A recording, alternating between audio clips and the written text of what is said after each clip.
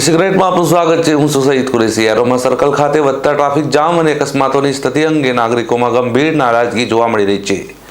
સ્થળ પર કાર્યરત ટ્રાફિક સિગ્નલને જવાબદાર ઠેરવવામાં આવે છે, પરંતુ નિષ્ણાતો તથા નિવૃત્ત ટ્રાફિક પોલીસ કર્મચારીઓનું માનવું છે કે વાસ્તવિક સમસ્યા એરોમા સર્કલની ખામીયુક્ત ડિઝાઇનમાં હોવાનું કહેવાય છે। એરોમા સર્કલ ખાતે વધતા ટ્રાફિક જામ અને અકસ્માતોની સ્થિતિ અંગે નાગરિકોમાં ગંભીર નારાજગી જોવા મળી રહી છે। સ્થળ પર કાર્યરત ટ્રાફિક સિગ્નલને જવાબદાર ઠેરવવામાં આવે છે, પરંતુ નિષ્ણાતો તથા નિવૃત્ત ટ્રાફિક પોલીસ કર્મચારીઓનું માનવું છે કે વાસ્તવિક સમસ્યા એરોમા સર્કલની ખામીયુક્ત ડિઝાઇનમાં જ છે।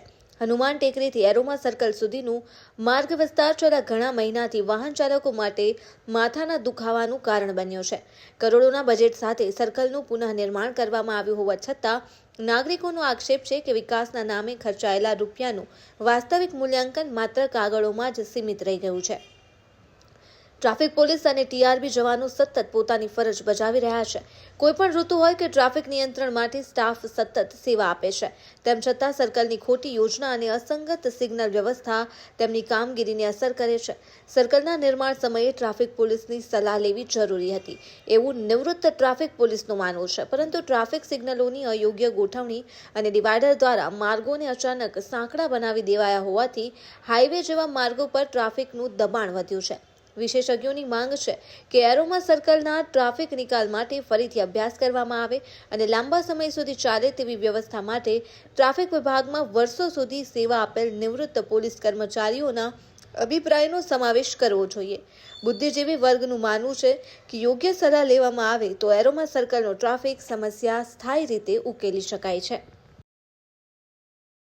કરોડો રૂપિયા ખર્ચાયા છતાં એરોમા સર્કલનો ટ્રાફિક જામનો પ્રશ્ન યથાવત છે। ટ્રાફિક પોલીસની સતત મહેનત છતાં અવરજવર સરળ થતી નથી। નિષ્ણાતો જણાવે છે કે સિગ્નલની ગેરહાજરી નહીં, પરંતુ સર્વિસ રોડ પરનો દબાણ, બિન પાર્કિંગ ધરાવતા કોમર્શિયલ બિલ્ડિંગો અને ફૂટપાથ ઉપરનું અતિક્રમણ આ મુખ્ય ટેકનિકલ કારણો છે। ગોળાઈ નાની કર્યા બાદ પણ પરિસ્થિતિ બદલાઈ નથી। વાહન ચાલકોની બેદરકારી પણ મુશ્કેલીમાં વધારો કરે છે।